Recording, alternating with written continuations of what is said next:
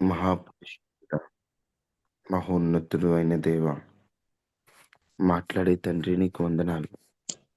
కొద్ది నిమిషాలు నీ వాక్యం ద్వారా మాతో మాట్లాడమని అయ్యా, నీ వాక్యం ద్వారా మాతో మాట్లాడి మమ్మల్ని బలపరచమని, మీ శక్తితో మమ్మల్ని నింపండి. మీరు మాకు ఆరోగ్యాన్ని ఇవ్వండి. మేము చేస్తున్న ప్రతి పని పాటల్లో మీరు మాకు తోడుగా ఉండమని, నాయన నీ దాసును మరుగుపరచి వాక్యాన్ని మీరు మాట్లాడమని, నీ సిలువు చాటు నీ దాసును ఉండాలి, నీ మహిమ ప్రత్యక్షపరచబడాలి. ఆ విధమైన కోణములో మీరు మాట్లాడమని యేసు నామములో అడిగి వేడుకొని ఉన్నాము తండ్రి.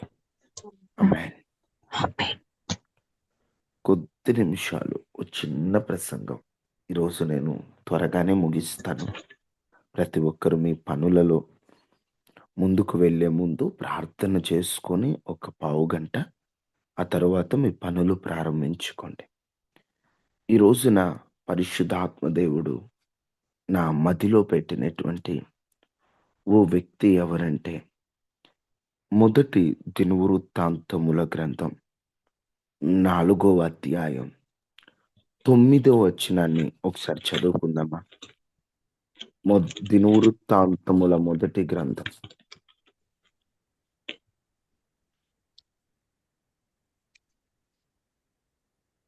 ఎబ్బేజు తన సహోదరుల కంటే ఘనము పొందినవాడై ఉండెను. ఎబ్బేజు తన సహోదరుల కంటే ఘనము పొందినవాడై ఉండెను.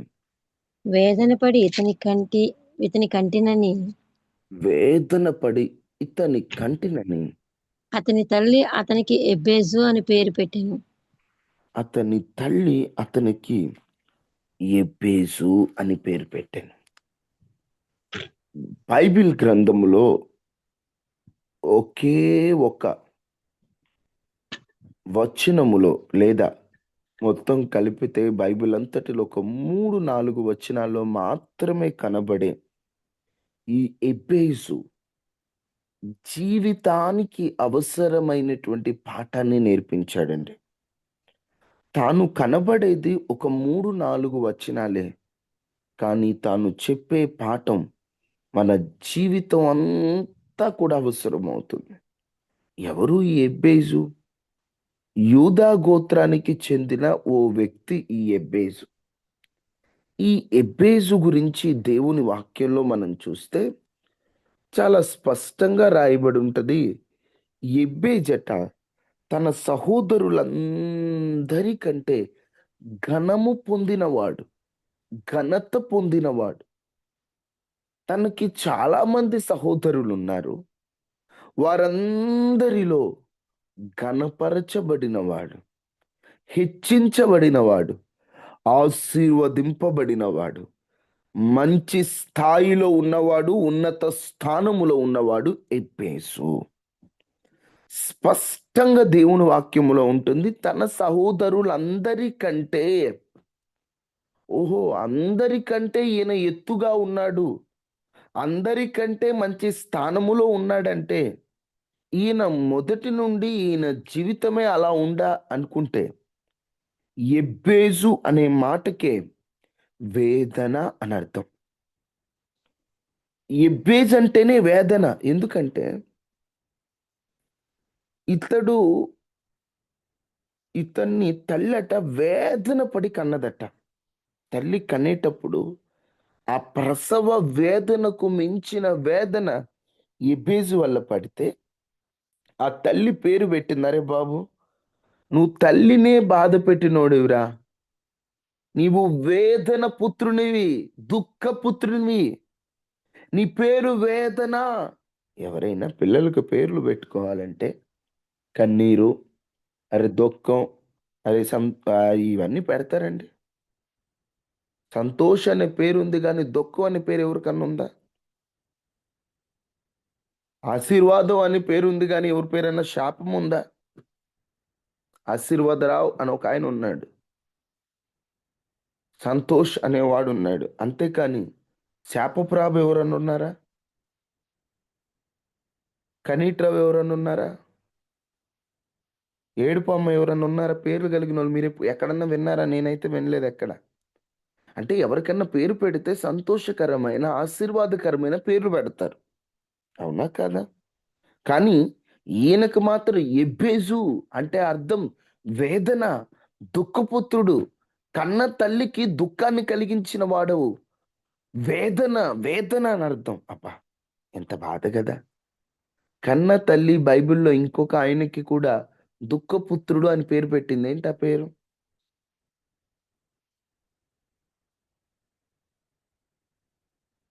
నేను అడిగిన ప్రశ్న అర్థమైందమ్మా? అమ్మ చెప్పండి. కాన్ఫిడెన్స్‌తో చెప్తున్నా. మళ్ళొకసారి చెప్పండి. బెనోని. వెరీ గుడ్ అమ్మా. బెనోని. ఎవరు పెట్టారు ఆ పేరు? పెట్టుకుంటది ఎవరమ్మా? యాకోబు భార్య. యాకోబు భార్య. యాకోబు భార్య ఎవరు? రాహేలు పెట్టింది. ఏమని పెట్టింది? బెనోని. నువ్వు దుఃఖపుత్రునివిరా. అంటే ఒక మాటలో చెప్పాలంటే ఈ బెనోని అంటే దుఃఖపుత్రుడు. ఎబ్బేజ్ అంటే వేదన. తల్లులే బిడ్డలను మీ వల్ల మాకు వేదన కలిగిందిరా. మీ వల్ల మాకు సంతోషం లేదురా. మీరు మమ్మల్ని బాధ పెట్టారా. మీరు మా చావులకి కారణమవుతున్నారా అని వేదన, దుఃఖం అని పేర్లు పెట్టారండి. తల్లే వేదన అంటే, తల్లే దురదృష్టపుత్రుడంటే, తల్లే వీడికి పనికిరానోడు అన్నట్టుగా పేరు పెడితే వారికి సమాజంలో గౌరవం ఉంటుందా? అందుకే తన సహోదరులందరూ కూడా ఎబ్బేజుని తక్కువగా చూసేవారు. అరే ఎబ్బేజు, అరే యాదన, ఇట్రారా వేదన, ఒరే యాదన అని వేదన వేదన అని చెప్పేసి అని అతను పిలుస్తా, వేదన అని తను బాధ పెడతా, వేదన అని దుఃఖ పెడతా ఆయనుంటే తన గతాన్ని బట్టి ఎక్కడ వెనుదిరగలేదండి. ఈరోజు ఎబ్బేజు జీవితంలో నుండి ఒక 3-4 పాఠాలు మీతో త్వరగా పంచుకుంటున్నాను. వాటిలో మొదటిది ఏంటంటే తన గతం ఓ వేదన, తన గతం ఓ కన్నీరు, తన గతం ఒక బాధ కలిగించేటువంటి పరిస్థితి. కానీ తన గతాన్ని దృష్టిలో పెట్టుకొని తన భవిష్యత్తుని చెరుపుకోలేదు.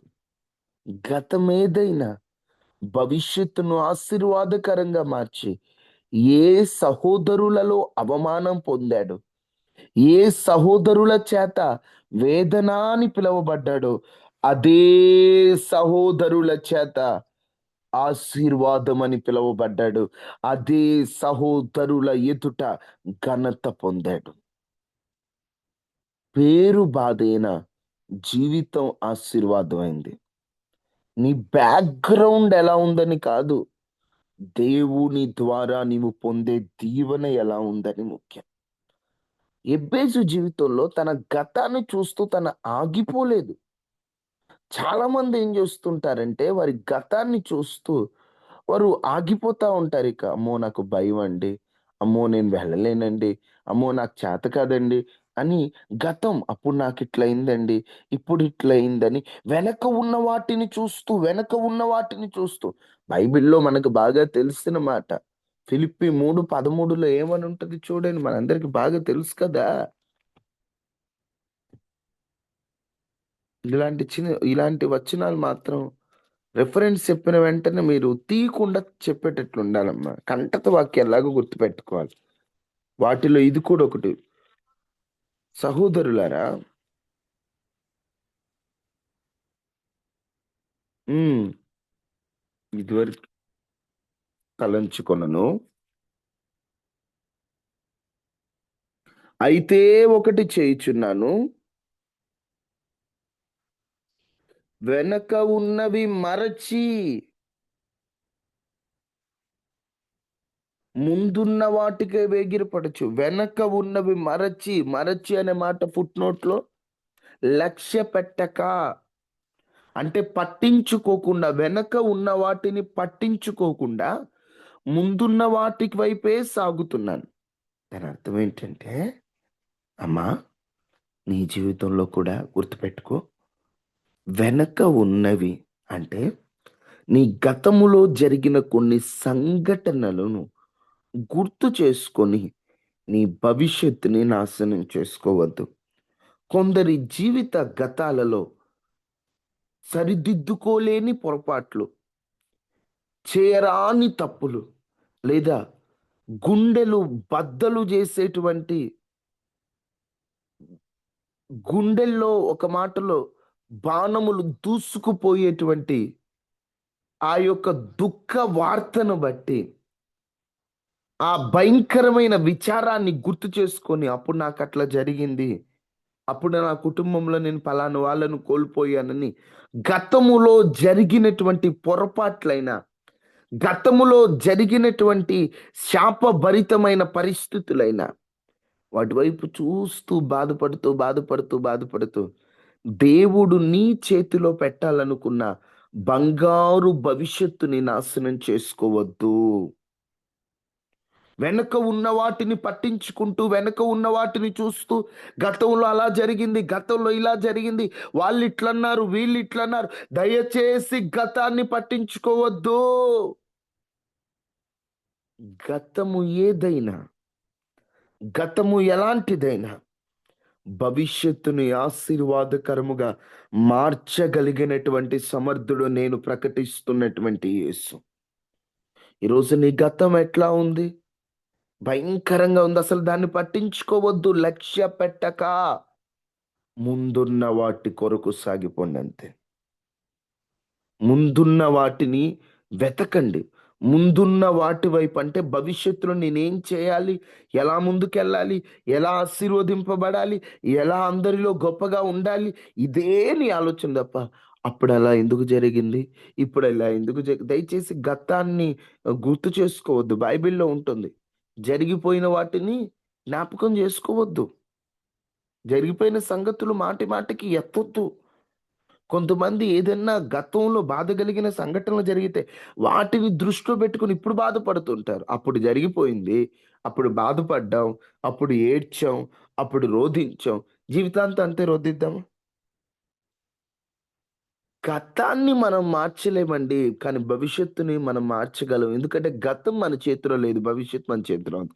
ఇప్పుడు జరిగిపోయిన దాన్ని మనం దృష్టిలో పెట్టుకొని జరగాల్సిన దాన్ని గనక మనం నాశనం చేసుకుంటే మనకంటే దురదృష్టవంతుడు ఎవరు? నీ జీవితంలో చేయరాని తప్పు చేసావు, లేతే ఏదో తొందరలో జరిగిపోయింది, ఆ జరిగిపోయిన దాన్ని గుర్తు చేసుకొని జరగాల్సిన దాన్ని పాడు చేసుకుంటావా? జరగబోయేదాన్ని పాడు చేసుకుంటావా? ఈరోజు నువ్వు ఏ స్థితిలో ఉన్నా, ఈ ఉదయకాల ప్రార్థనలో పరిశుద్ధాత్మ దేవుడు ఎబ్బేస్ గురించి మనకు జ్ఞాపకం చేస్తున్నాడు. తల్లే వేదన అనింది, తల్లే దుఃఖపుత్రుడు అనింది, తల్లే వేదన పుత్రుడు అని పేరు పెట్టింది. కానీ ఈ వేదనే, ఎబ్బేసు వేదనే గుర్తుపెట్టుకోండి, తను ఘనత పొందిన వానిగా మారడానికి కారణమైంది. గతము భవిష్యత్తును ఆశీర్వాదకరంగా మార్చడానికి ఒక రోషం అవ్వాలి తప్ప, గతము భవిష్యత్తుని నాశనం చేసి వెనక్కి లాగేటువంటి సాతాను పన్నాగంగా ఉండకూడదు. గుర్తుపెట్టుకోండి, నీ గతంలో జరిగిన సంఘటనలు నువ్వు రోషంగా తీసుకొని, అప్పుడు నేను బాధపడ్డాను ఇప్పుడు బాధపడకూడదు, అప్పుడు వెనుదిరిగాను ఇప్పుడు వెనుతిరగకూడదు, అప్పుడు జారిపోయాను ఇప్పుడు జారిపోకూడదు, అప్పుడు తొందరపడ్డాను ఇప్పుడు తొందరపడకూడదు అని అప్పటి ఆలోచన బట్టి ఇప్పుడు మారాలి తప్ప, అప్పుడు తొందరపడ్డాగా, అప్పుడు తొందరపడ్డా ఇప్పుడు కూడా బాధపడతా తొందరపడితే మనకంటే దరిద్రుడు ఇంకొకడు ఉంటాడు. అందుకని ఎబ్బేజు ఎలా అయితే గతాన్ని దృష్టిలో ఉంచుకోకుండా భవిష్యత్తు వైపు చూస్తూ పరిగెత్తాడు, మనం కూడా గతాన్ని దృష్టిలో పెట్టుకోవద్దు, ప్రభు వైపు చూస్తూ సాగిపోండి. దాని తర్వాత ఎబ్బేజ్ ఏం చేశాడంటే ఒక ప్రార్థన చేయడం మొదలుపెట్టాడు. అమ్మా అది చదవండి, మొదటి దిన వృత్తాంతంలో 4:10.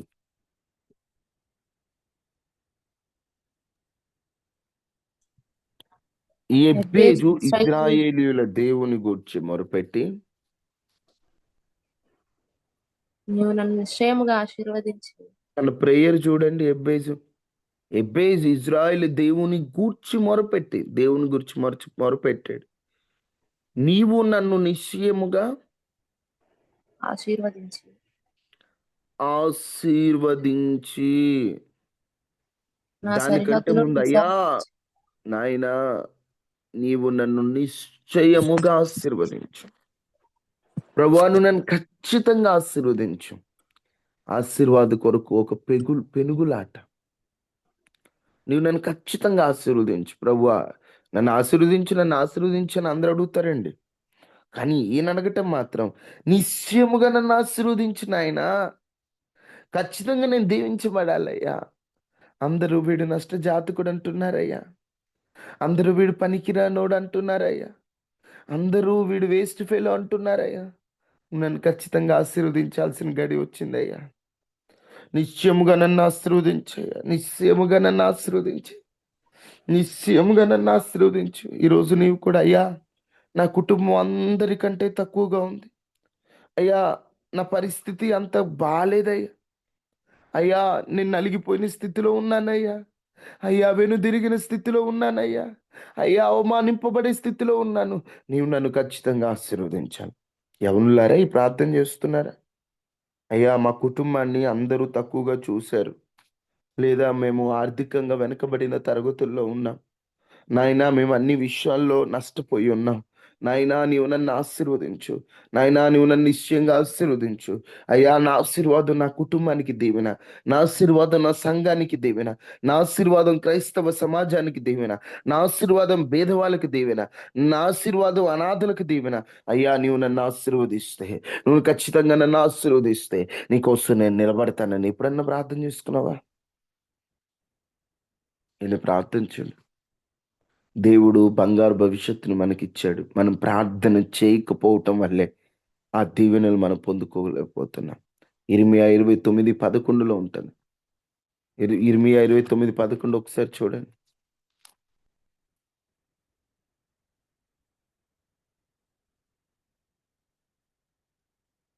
ప్రతి ఒక్కరు దేవుని మాటలు గమనిస్తూ చదువు. నేను మిమ్మల్ని గూర్చి ఉద్దేశించిన అందరికి సంగతులను ఈ రోజు కంటత వాక్యాలు చెప్పినట్టు చెప్తున్నానండి మాటలన్నీ. ఎందుకంటే మనందరికి బాగా తెలిసిన మాటలు. నేను మిమ్మల్ని గూర్చి ఉద్దేశించిన సంగతులు నేను ఎరుగుదును. రాబో కాలమందు మీకు నిరీక్షణ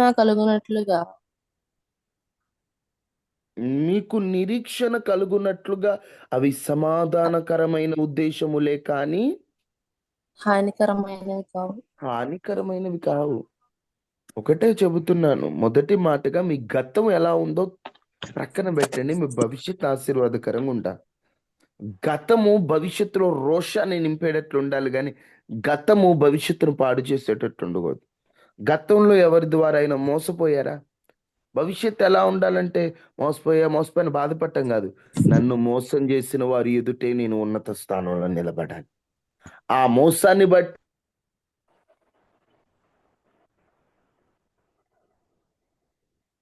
నేను తీసుకోవాలి తప్ప గతాన్ని గతంలో ఇలా జరిగింది అంటే గతం ఎప్పటికీ మార్చలేం. ఎబ్బేజు లైఫ్లో కూడా అదే జరిగింది.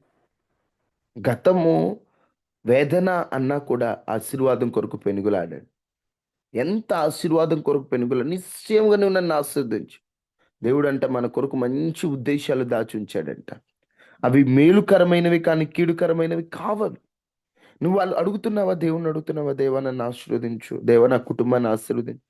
నేను ఒకటే చెబుతున్నా, యవనస్తులైనా తల్లులైనా, కొంతమంది దీవెన పొందకపోవడానికి కారణం ప్రార్థన చేయకపోవటమే. కొంతమంది జీవితాలు అతలాకుతలం అవటానికి కారణం ప్రార్థన చేయకపోవటమే.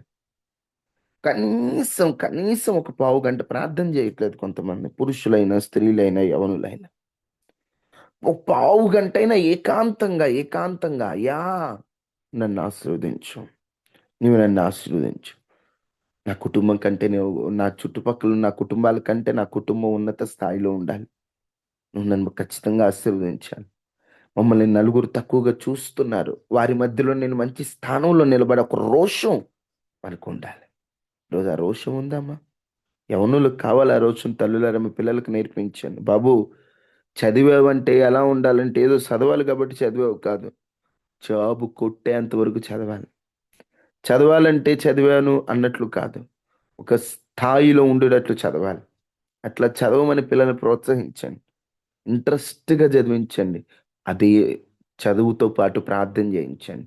ఎబ్బేజు నీవు నన్ను ఆశీర్వదించితేనే గాని అన్నట్లుగా మీరు కూడా పట్టుదలతో నిశ్చయముగా నీవు నన్ను ఆశీర్వదించు, నిశ్చయముగా నీవు నన్ను అదే ప్రార్థన, నిశ్చయముగా నీవు నన్ను ఆశీర్వదించు. యాకోబు పెనుగులాడినట్లు, హన్నా నిరాశలో దేవుని సన్నిధిలో ఆశ పెట్టుకున్నట్లు రోజు మనం కూడా దేవుని దగ్గరకు వచ్చి మనం అడగడమే. మరలా ఇంకోటి విషయం, ఒకటి, ఈయన గతాన్ని చూడక భవిష్యత్తు వైపు చూచాడు. ఒకటి. 2, ఖచ్చితమైన ఆశీర్వాదం కొరకు ప్రార్థించాడు. 3, ఈయన ప్రార్థన నా సరిహద్దుని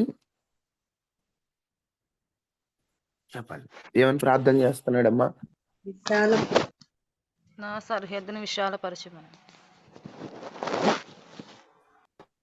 నా సరిహద్దుని నాకు ఒక హద్దు ఉంది. ఉదాహరణకి నాకు ఒక హద్దు ఉంది. నేను ఇంతవరకే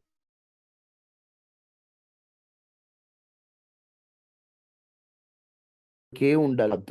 హద్దులు కాదు, నా హద్దులను విశాలపరచాలి. దీన్ని 2 రకాల అర్థం వస్తుంది. ఒక అర్థం, నా సరిహద్దును విశాలపరచాలి అంటే నేను ఇప్పుడు కలిగి ఉన్న దానికంటే ఇంకా అధికమైనవి కలిగి ఉండాలి. నా సరిహద్దు ఇప్పుడు ఉదాహరణకి ఒక 2 సెంట్లు స్థలమే నా సరిహద్దు. నీవు నన్ను ఆశీర్వదిస్తే ఈ హద్దు దాటి నేను 5 సెంట్లు కొంటాను. నీవు నన్ను ఆశీర్వదిస్తే ఈ 5 సెంట్లు దాటి 10 సెంట్లు కొంటాను. అంటే సరిహద్దు పెట్టిన దానికి విశాలపరచబట్టం అంటే నీవు ఇంకా దీవెనలు పొందడం. ఈయన అడుగుతున్నాడు, ప్రభువా నా సరిహద్దుని విశాలపరచు. నేను కలిగి ఉన్న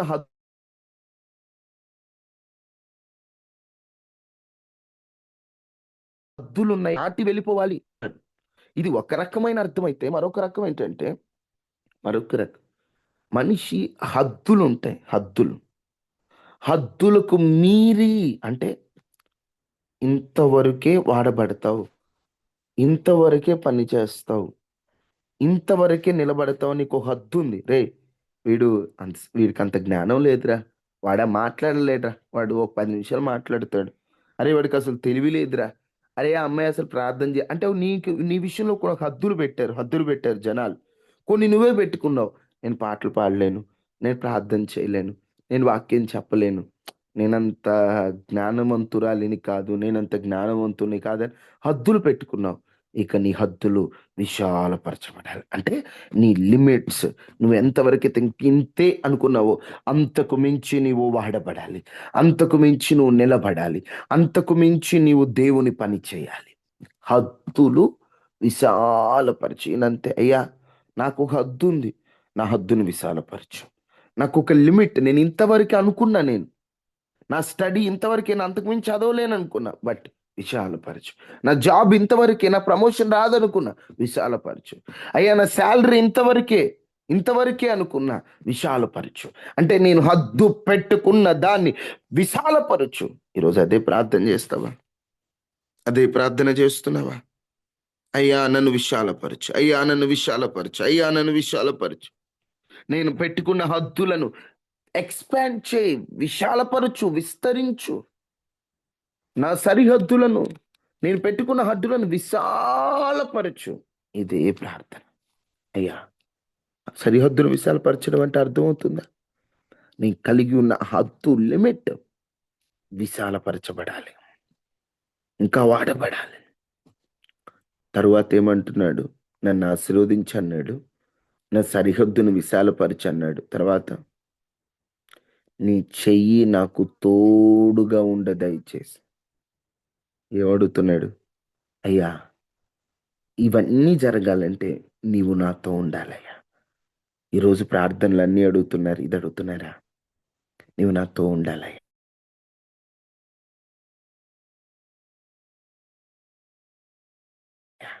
నీ చెయ్యి నాకు తోడుగా ఉండాలి దయచేసి. అయ్యా నీ హస్తం నా తోడుగా ఉండాలి. ఎక్కడికి వెళ్తే అక్కడికి నీ హస్తం నాతో ఉండాలి. నీ చెయ్యి నాకు తోడుగా దయచేయమన్నాడు. అంటే దేవుని తోడును కోరుకున్నాడు. ఎవరో తోడు కావాలని ఈరోజు మనం తాపత్రయపడుతున్నాం, కానీ ఎవరి తోడైనా కొంతకాలమే. భర్త తోడు నువ్వు ఆయన బ్రతుకున్నంత కాలం. పిల్లలు తోళ్ళు వారి భార్య భర్త రాకముందు వరకే. వాళ్ళు వచ్చారంటే వారి ప్రేమల్లో ఉంటారు. ఈ రోజుల్లో ఎవరి తోడైనా కొంతవరకే, కానీ యేసయ్య తోడు నీవు బ్రతుకున్నంత వరకు. అందుకని నువ్వు నా తోడు ఉండాలయ్యా, నువ్వు నా తోడుగా ఉండినట్లు నేను బ్రతకాలని నువ్వు ప్రార్థన చేసుకో. తర్వాత ఏమంటున్నాడు? నాకు కీడు రాకుండా దానిలో నుండి నన్ను తప్పించుము అయ్యా. నా జీవితంలో దేని నుండి నాకు ప్రాబ్లమ్స్ వస్తాయో ఆ ప్రాబ్లమ్స్ వచ్చే వాటిని ముందే నా నుండి తప్పించేసే.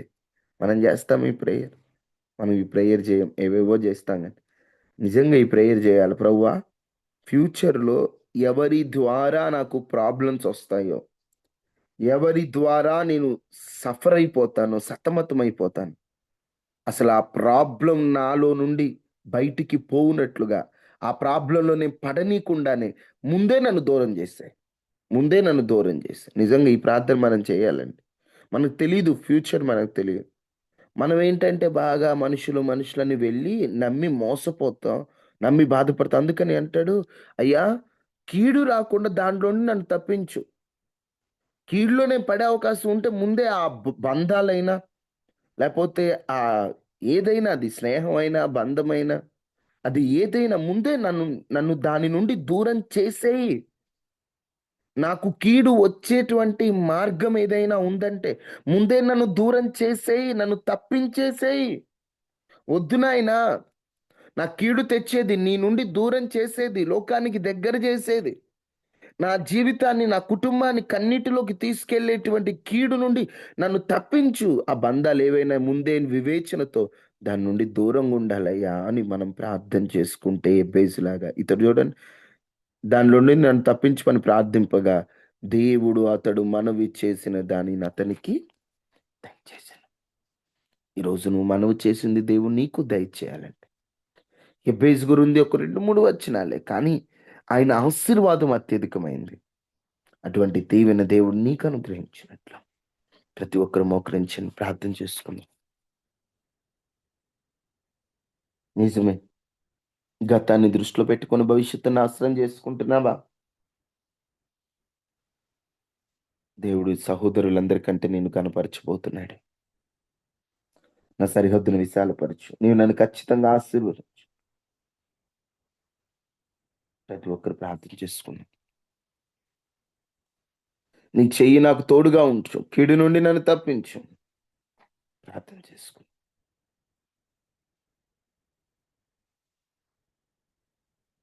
మహాపరిశుద్ధుడా, మహోన్నతుడైన దేవా, కృపాసత్య సంపూర్ణానికి వందనాలు.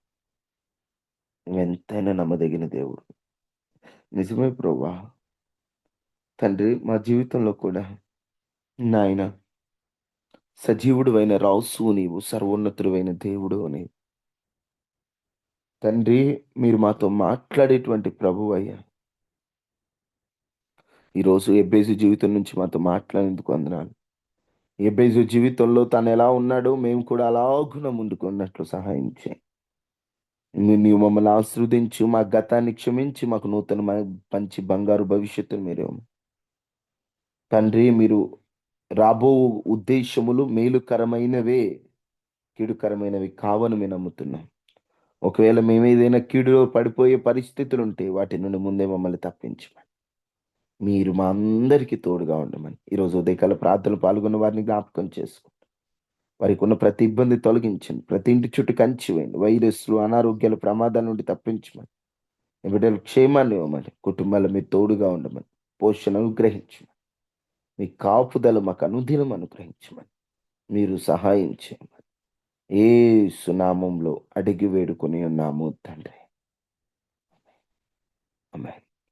తండ్రి అయిన దేవుని ప్రేమ, మావురుడైన యేసుక్రీస్తు వారి కృప, పరిశుద్ధాత్మని సహవాసం మనకి మన కుటుంబాలకి ఎల్లప్పుడూ ప్రభు కృప తోడైండును గాక.